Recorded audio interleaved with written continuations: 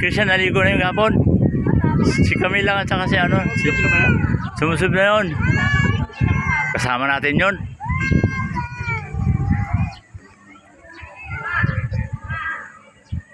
Mahal pala yung almusal natin kanina. Mahal yun. Pero nagmahal talaga sila. 9? Tapos kumunti yung kain. Discount. 1,000 na per head pala daw. 1,000 per head? Kaya logo yung ako yung mga unlimited. Yung hihina natin kumain. Eh, sabi nga, may huwag na tayo kumain doon na lang sa maraming pagkain doon. Baka yung buy order, 200 lang, sob na tayo.